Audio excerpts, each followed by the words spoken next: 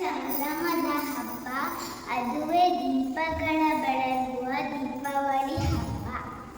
ಮನೆಗಳಲ್ಲಿ ಬೆಳಗಿದ್ದೇವೆ ದೀಪ, ಅದನ್ನು ಕಂಡಾಗ ಗೋಚರಿಸುವುದು ದೇವರ ರೂಪ.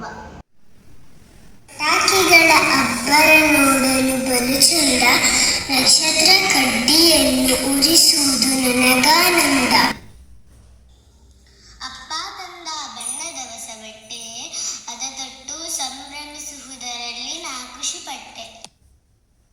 ಶ್ರೀಕೃಷ್ಣನ ನರಕಾಸುರನು ಸಂಹರಿಸಿದ ದಿನ, ಅದನ್ನು ನಾವು ಇಂದು ಸ್ಮರಿಸುವ ಸುದಿನ. ಗದಿ ದೇವತೆ ಶ್ರೀ ಮಹಾಲಕ್ಷ್ಮಿ, ಆಕೆಯನ್ನು ಆರಾಧಿಸುವುದು ನಮಗದು ಶಕ್ತಿ.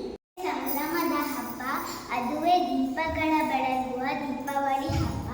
ನಮ್ಮೆಲ್ಲರಿಗೆ ಅಜ್ಞಾನದಿಂದ ಜ್ಞಾನದ ಕಡೆಗೆ, ಅಂಧಕಾರದಿಂದ ಬೆಳಕಿನ ಕಡೆಗೆ ಕೊಂಡೊಯ್ಯುವ ಬೆಳಗಿನ ಹಬ್ಬ ದೀಪಾವಳಿಯ ಶುಭಾಶಯ.